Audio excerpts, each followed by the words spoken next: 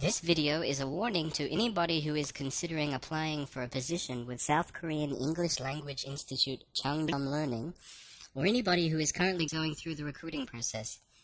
This is also a warning for any Korean student of English or any Korean parent who is thinking about sending their child to Chung Dahm Learning to study English. In 2009, I applied for a position with Chung Dahm Learning. I was very impressed by their website, teachinkorea.com, by their attitude towards education and the high salary they offer their English teachers. After the 12-week-long recruiting process, I received a work contract from Chung Dahm Learning and obtained a Korean E2 work visa from the Korean Embassy in my country.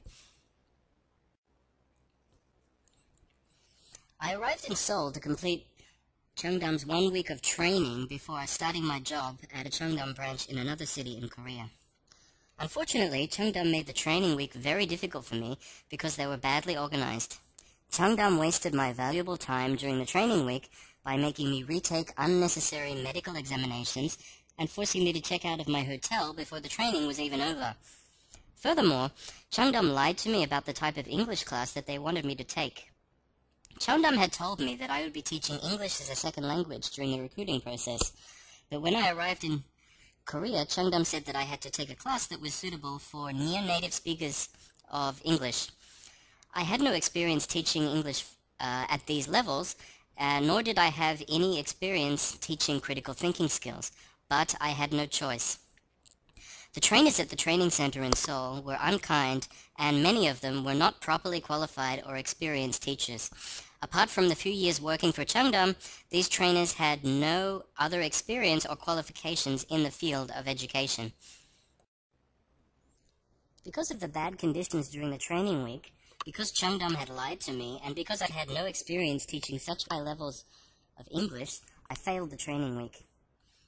I was very stressed and very frustrated when I failed the training week, but I was not too worried because Chung Dahm had told everybody in the training center at the start of the training week that it was possible to do another week of training if you failed the first week. Unfortunately, Chung Dahm lied again. When I failed the training week, Chung Dahm told me that I could not do another week of training and that I could never work for them. I was so angry at Chung Dahm because they had lied to me and treated me so badly. Chung Dahm said I could not stay in my hotel anymore and that I had to find my own accommodation. I was homeless in a foreign country, stranded in Korea. I asked Chung Dahm not to cancel my visa because I wanted to find another job in Korea. Chung Dahm said they would give me a release letter so I could find another job somewhere in Korea. Chung Dahm lied again. The next week, Chung Dahm canceled my visa illegally and I was forced to leave Korea.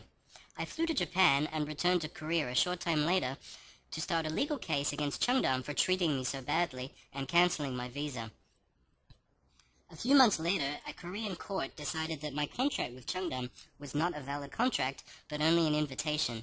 Therefore, Chung Dahm was not my employer, and I could not sue them because I did not have any rights as an employee. Chung Dahm cost me thousands and thousands of dollars because of the way they treated me and because of the way they lied to me.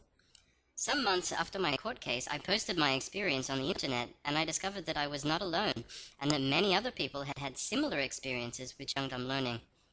Chung Dahm had lied to hundreds of young people from around the world, tricked them into thinking that they had a job in Korea, and then abused them during the training week, which was actually no more than the final stage of the recruiting process.